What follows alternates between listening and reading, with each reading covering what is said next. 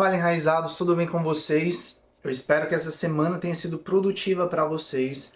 Eu sei que foi uma semana meio atípica, porque eu não estive presente com vocês, mandando áudio, mandando um PDF ou trazendo alguma informação, a não ser aquela formação inicial que está salva, tá lá no YouTube, você tem acesso a ela através do nosso grupo. Então, se você ainda não assistiu a nossa live, onde nós fazemos um panorama geral, nós falamos, damos uma visão geral sobre o que é a oração, como ela se desenvolve, os seus efeitos, né? Enfim, tem um geralzão que está lá no nosso grupo, você pode acessar.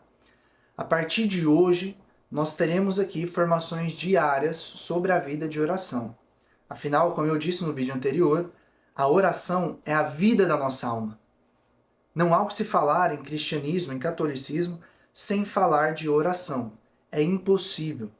Se eu digo que sou católico e eu não rezo, isso quer dizer que eu não sou católico. Se eu digo que amo a Deus, mas eu não rezo, isso significa que eu não amo a Deus. Oração deve ser igual à respiração para o nosso corpo. A oração está para a alma, tal como a respiração está para o corpo. Ela é necessária. É necessária. E eu sei que muitos de nós precisamos de auxílios, precisamos de muletas para conseguirmos rezar bem, para conseguirmos nos desenvolver e manter uma certa constância na nossa vida de oração. E talvez, se você sentiu necessidade ao longo dessa semana, né, de que eu estivesse lá com você, se você sentiu falta disso, talvez isso pode ser um indício de que você ainda precisa que pessoas fiquem te empurrando, fiquem te incentivando, te deem motivos, te dê coisas que te sustentem na sua vida de oração. E é claro que em momento ou outro isso é necessário, né? A curto prazo a gente precisa de pessoas que nos ajudem assim, mas a longo prazo você precisa ir sozinho. É você e Deus. Não é você e o seu esposo, você e sua esposa, namorada. Não é você e seu pai, a sua mãe. Não é você e seus amigos, seu grupo de oração, não. É você e o Espírito Santo. E só. Será somente vocês dois. Haverão momentos, inclusive, que Deus vai te tirar tudo e todos, para que fique somente vocês dois e você entenda que você precisa ser dependente dele. Você precisa ser dependente da graça dele. E clamar e pedir a graça dele. Aqueles amigos que você recorria, você não vai tê-los mais. É como se eles se fechassem para você. Aquelas pessoas que você costumava pedir oração, como se elas nunca tivessem tempo e as coisas não fluíssem. De repente você se depara só você e Deus. E nisso, se você não reza, quando você está nessa situação, se você não reza, você estará sozinho. Afinal, todo mundo à sua volta, embora você esteja cercado de pessoas, elas te deixaram sozinho, mas não é porque elas não te amam ou algo assim. É Deus que preparou esse momento para que você aprenda a passar por isso. Aprenda a passar por esses momentos em que esteja só você e Ele. Então talvez essa semana anterior tenha te elucidado isso. Parecia que a gente ia num afã, numa coisa da oração, e de repente só tinha uma pequena direção, uma instrução, e tipo assim, e agora? O que eu faço? E a pergunta é, o que você fez nesse tempo? O que você fez nessa semana? Mas, enfim, essa semana passou, ficou para trás, e agora nós iremos falar então e nos envolvermos bastante nessa vida de oração. E para nós começarmos propriamente este tema, a primeira pergunta a se fazer é: o que é a vida de oração e como ela começa? Perceba que aqui nós vamos falar não só sobre a oração especificamente, aquele momento que você para rezar e tudo mais, se ajoelha, não. Mas como ordenar, como organizar, né? Como fazer para ter uma vida de oração mesmo.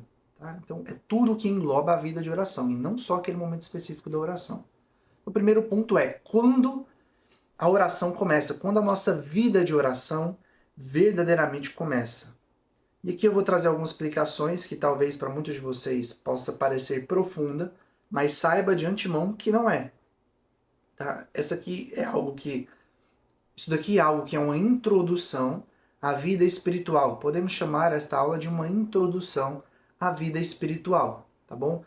Então prepare aí a sua caneta, o seu papel, o seu caderno, sua Bíblia, o seu coração e vamos lá. Bem, eu não sei se em algum momento da sua vida você já se estressou, ficou com raiva, ficou se perguntando por que é que Adão e Eva tinham que comer daquele fruto proibido. Deus tinha designado para eles para poderem comer de todos os frutos e os proibiu de comer somente de um fruto, que era o fruto da ciência, da árvore, da ciência do bem e do mal.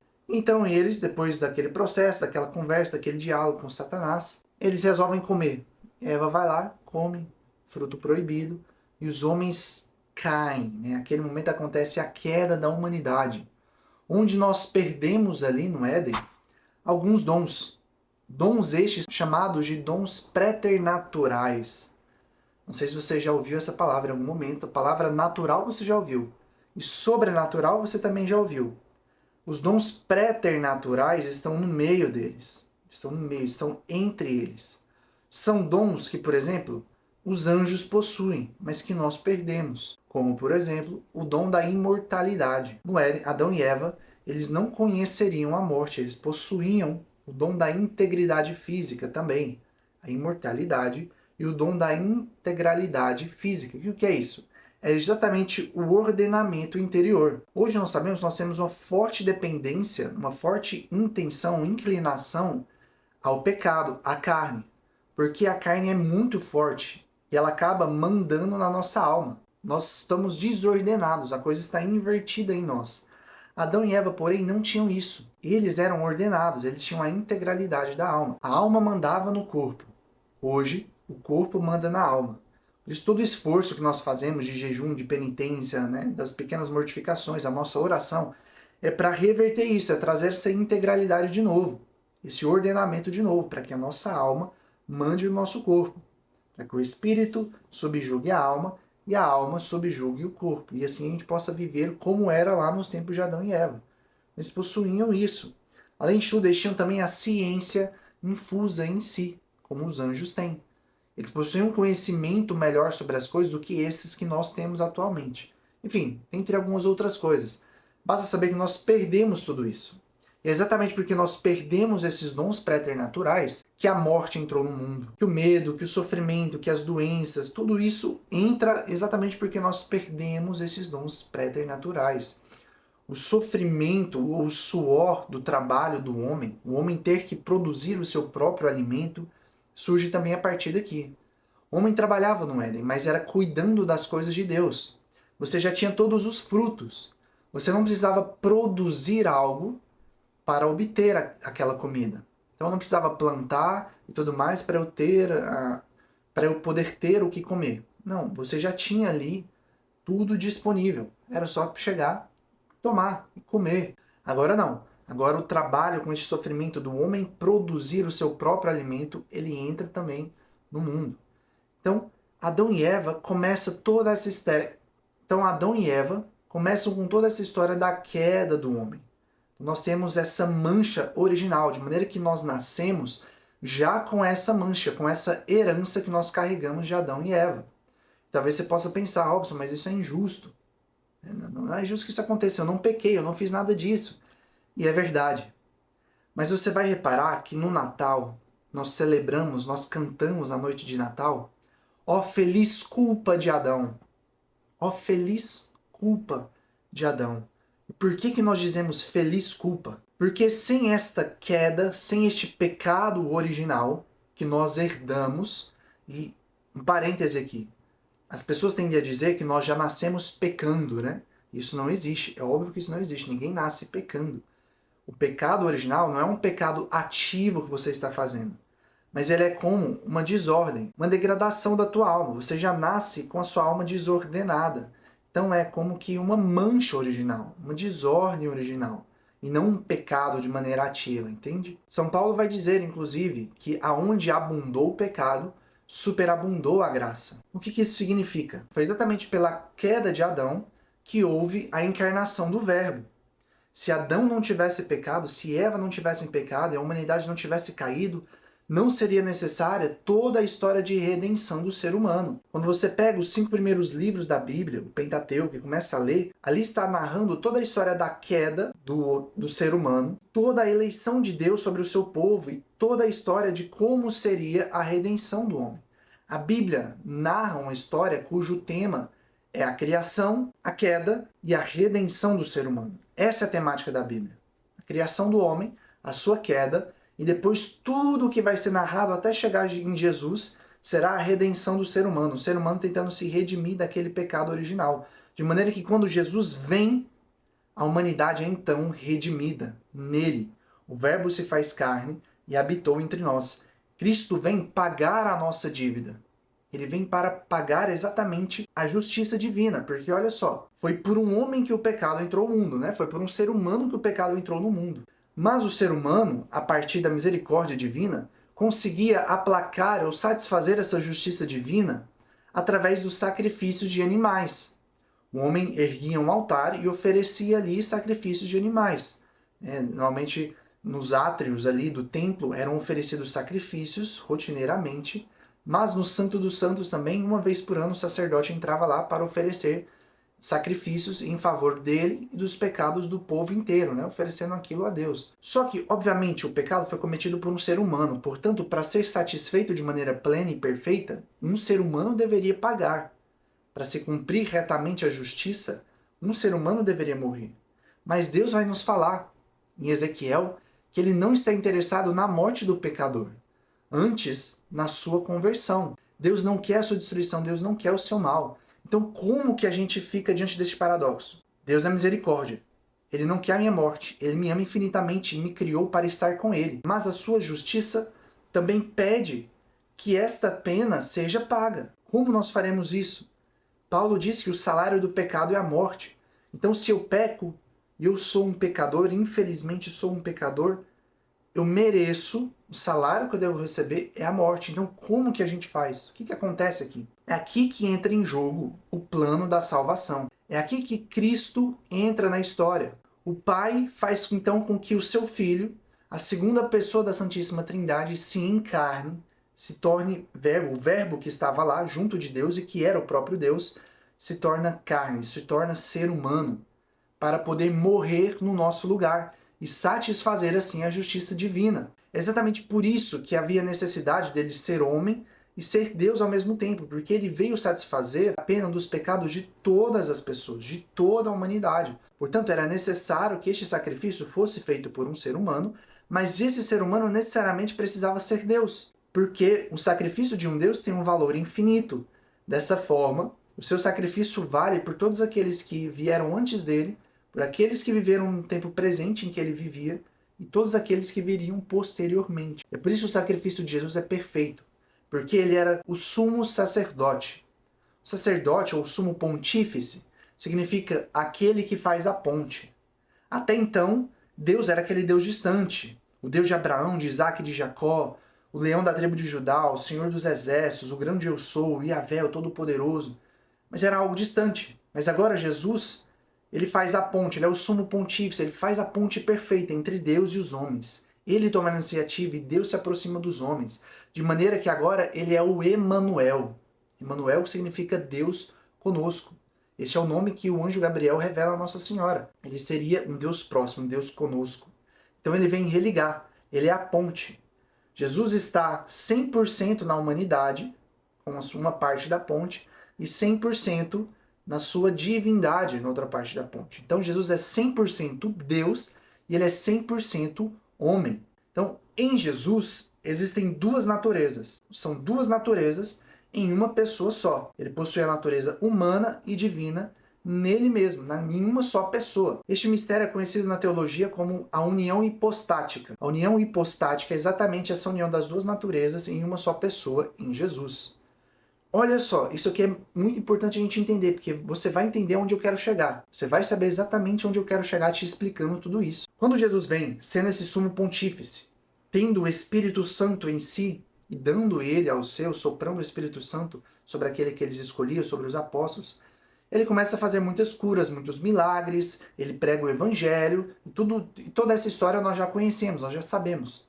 No entanto, o que realmente nos salva é o sacrifício de Cristo na cruz. Cristo veio para uma missão, morrer em nosso lugar. Morrendo em nosso lugar, sendo Deus e sendo homem, ele estaria satisfazendo a justiça divina. Mas aqui a gente entra num ponto-chave de toda essa história. Quando Jesus morre na cruz e ressuscita, ele satisfaz a justiça divina. Aquela culpa e aquela conta que deveríamos pagar por conta do nosso pecado, ela é paga em Jesus. Se o salário do pecado é a morte, nós deveríamos morrer, nós deveríamos estar na cruz, Jesus assume o nosso lugar. É como se ele falasse, Robson, sai daí, eu assumo o seu lugar, você não vai morrer.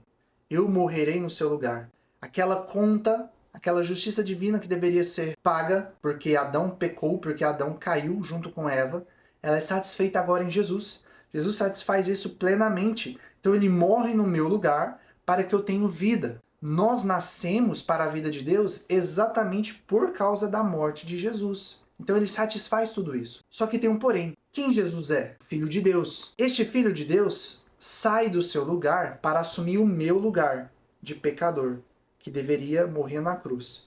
Cristo assume o meu lugar de pecador infiel. Agora, aquele cargo de Filho de Deus, ele está como que vago, vamos dizer assim. E Jesus nos dá essa eleição. Jesus nos leva a sermos filhos de Deus. Então veja só, Jesus não só nos redimiu dos nossos pecados, ele não só pagou a conta no nosso lugar, como ele nos tornou filhos de Deus nele. Então agora, a partir da morte e da ressurreição de Jesus, quando o batismo é feito, quando eu sou batizado, eu sou inserido no corpo místico de Jesus. Paulo vai dizer exatamente isso. Quando nós somos batizados, nós somos inseridos no corpo místico de Jesus. Eu me torno um com Cristo. De maneira que a vida que corre em Jesus começa a correr em mim também. Agora, quando eu sou batizado, eu estou em Jesus, certo? E quem Jesus é? O Filho de Deus. Se eu estou em Jesus, logo eu também sou filho de Deus. A mesma vida que corre em Jesus começa a correr em mim. E essa aqui é a graça da vida espiritual. Robson, quando é que começa a vida espiritual? No seu batismo. A vida espiritual começa no batismo. Porque antes do batismo eu sou uma criatura amada, certo? Eu sou amado por Deus, mas eu sou apenas uma criatura. Quando eu sou batizado, eu me torno filho de Deus. Por quê? Porque eu sou inserido no corpo místico de Jesus, que é a igreja. Quando eu estou em Jesus, a mesma vida que corre nele, corre em mim. O mesmo Espírito que está em Jesus e que está também no Pai, está também em mim. Vocês conseguem entender isso? Conseguem entender a grandeza do batismo? O quão místico, o quão sobrenatural o batismo é? É ali que começa a vida sobrenatural em nós, a vida da graça em nós. Um germe da vida cristã é colocado aqui dentro do nosso coração. E todas as nossas mortificações, as nossas penitências, os nossos jejuns, os nossos atos de caridade, toda a nossa vida de oração, todas as santas missas que nós participamos, os textos que nós rezamos, tudo que você faz é para desenvolver este germe, essa semente da vida espiritual que foi colocado no seu coração no batismo, e agora você precisa ir se exercitando na vida espiritual, na vida sobrenatural, nessa vida da graça. É por isso que é uma vida de oração. É exatamente como a nossa vida na carne aqui, a nossa vida humana. Nós nascemos criancinha ali, pequenininho, aquele bebezinho, aquela coisa. E aí você vai se exercitando, você vai aprendendo, você vai se educando e vai crescendo nessa vida, aprendendo as coisas práticas dessa vida, se fortalecendo, enfim. A vida espiritual é a mesma coisa. Ela começa ali no batismo. Mas eu preciso desenvolver essa vida espiritual, que já foi colocada em mim lá no meu batismo. Então, a minha vida de oração, as orações que eu faço, todas as minhas práticas interiores e exteriores são voltadas para desenvolver essa vida da graça em mim, essa vida sobrenatural em mim, de maneira que eu possa crescer e chegar à plenitude da estatura de Cristo, como vai dizer a carta aos Efésios para nós. Nós devemos chegar à estatura do Cristo, alcançarmos a maturidade da vida espiritual, chegarmos a uma santidade. E para isso eu preciso ir me desenvolvendo, eu preciso ir rezando, eu preciso levar a sério a minha vida com Deus. E, sobretudo, eu preciso permanecer em Deus. João capítulo 15 vai dizer isso. Permanecer em mim e eu permanecerei em vós. Para que eu possa viver a vida de Cristo, eu preciso permanecer nele.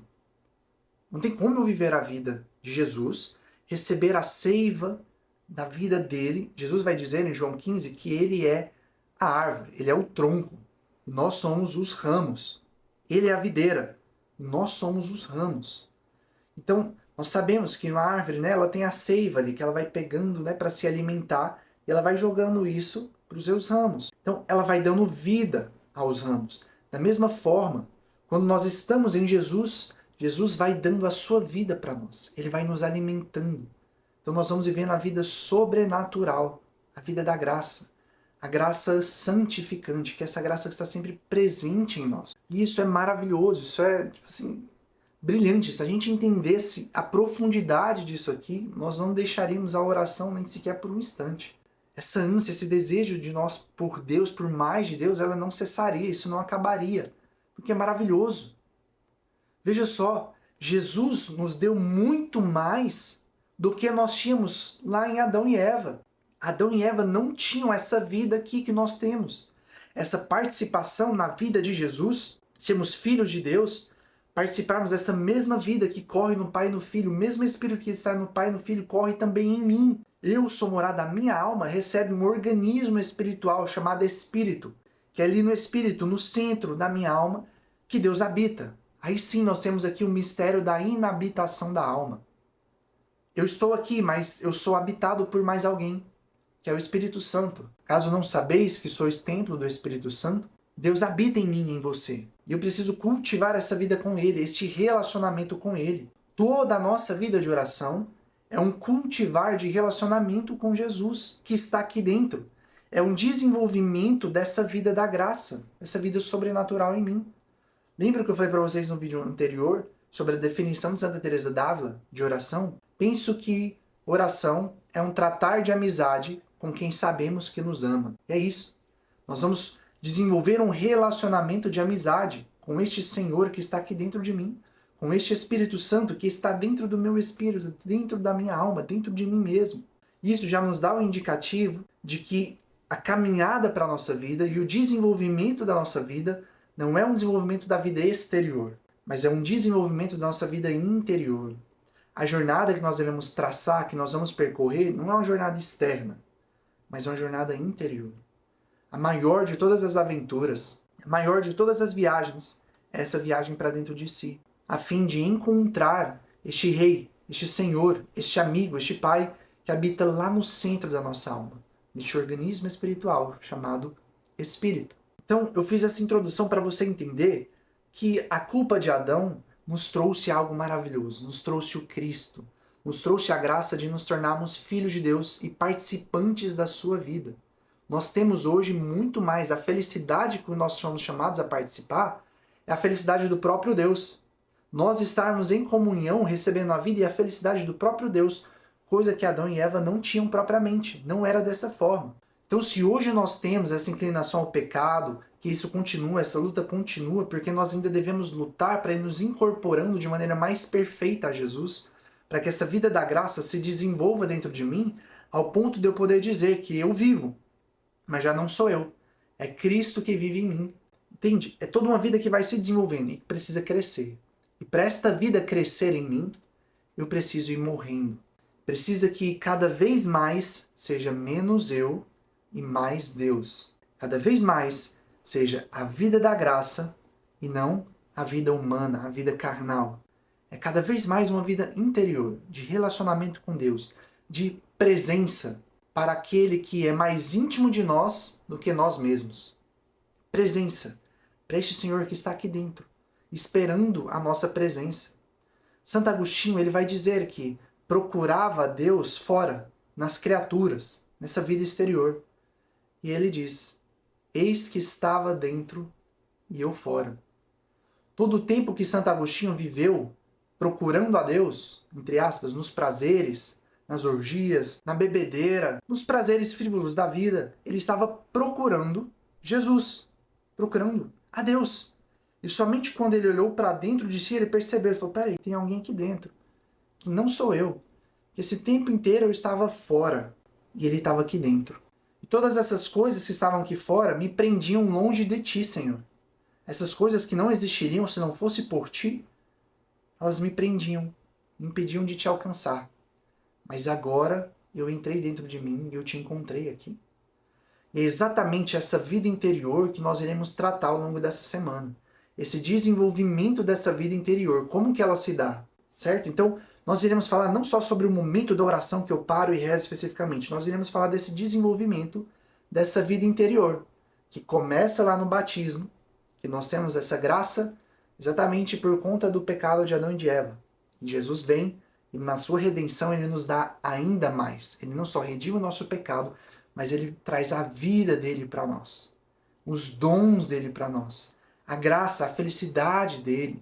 Nos tornamos filhos de Deus em Jesus. Por isso, eu preciso permanecer nele. Meditem ao longo dessa semana João capítulo 15 inteiro. João capítulo 15 inteiro. Meditem sobre ele. Reza, reza de novo, medita, sai, levanta, fica pensando, toma um café, volta e vai lendo, e vai meditando, e vai pedindo para o Espírito Santo te inspirar. Porque essa é a semana de nós permanecermos em Jesus e irmos crescendo e desenvolvendo este germe da vida cristã, dessa vida da graça, da eternidade que foi colocada em nós lá no nosso batismo. Que nós possamos ir crescendo a cada dia mais na presença de Deus, na sabedoria de Deus, possamos ir morrendo para as coisas deste mundo e desejando, amando e abraçando, escolhendo as coisas de Deus para nós, a vontade de Deus para a nossa vida. É só assim nós conseguiremos chegar ao final dessa caminhada. É só assim que conseguiremos chegar à santidade. Chegarmos a cumprir aquilo que Deus tem para nós. Não tem outro caminho. O verdadeiro caminho é para dentro, é interior. É neste encontro com Jesus, nesse diálogo, é nesse tratar de amizade com quem nós sabemos que nos ama. A felicidade não está lá fora, o sentido da vida não está lá fora, mas está em estarmos aqui, presentes com Jesus. O núcleo das nossas ações tem que partir exatamente dessa vida interior. Vai crescendo cada dia mais ao ponto de transbordar, começar a transbordar para as áreas exteriores da nossa vida, para tudo aquilo que nós fazemos, para tudo aquilo que nós colocamos às mãos. Então você cultiva um relacionamento tão íntimo e tão profundo ao ponto disso ir transbordando. E toda a sua vida agora, exterior, reflete a sua vida interior. Quando eu falo que as pessoas não conhecem a Deus, não amam a Deus, mesmo rezando ali e aqui, porque elas continuam sendo chatas, sendo ignorantes, não sabem tratar bem as pessoas, não sabem viver bem, é exatamente por isso. Porque a nossa vida exterior, tudo aquilo que nós vivemos aqui fora, que nós realizamos aqui fora, ela é uma externalização da nossa vida interior. Portanto, se a minha vida exterior ela está toda desorganizada, toda ruim, se os meus comportamentos não refletem os comportamentos de Cristo, significa que eu não estou tendo uma vida interior bem desenvolvida, bem feita. Eu não estou desenvolvendo aquela sementinha que foi brotada da vida espiritual em mim, da vida sobrenatural em mim no meu batismo. Eu não estou crescendo e desenvolvendo a vida da graça em mim. Eu preciso aprender a fazer isso. Nós precisamos aprender a desenvolver essa vida sobrenatural. E é isso que nós iremos começar a aprender a fazer ao longo de toda essa semana, tá bom? Então, espero que você tenha ficado até o final, tenha visto esse vídeo. E se você assistiu, se você ficou até o final, comenta aqui embaixo, vida espiritual. Assim eu vou saber que você veio até o final, você assistiu tudo, tá bom? Espero que tenha clareado para você, né? Que você tenha entendido como é que é, por que que eu rezo, né? Tá aqui. Eu rezo para desenvolver essa vida sobrenatural em mim, para que eu vá crescendo e me descobrindo e tendo um relacionamento de intimidade com este Senhor que habita a minha alma. Este Deus, esse amigo, este Pai que habita a minha alma. Eu procuro conhecê-lo e conhecer a mim também. Claro que isso faz parte do processo. Compartilha com as pessoas do grupo, incentiva a continuarem assistindo, a não desistirem. Nós estamos chegando na reta final dessa quaresma. Então vamos firmes, firmes. Lembra que o Padre Pio disse, o Divino Mestre não promete o prêmio àqueles que começam bem, mas àqueles que terminam. Então nós precisamos terminar a jornada, chegar ao final. Nós não fomos feitos para sermos obras inacabadas, para ficarmos no meio do caminho. Vamos até o fim. Custe o que custar. Chegaremos lá, tá bom? Então fiquem com Deus, um forte abraço e até mais.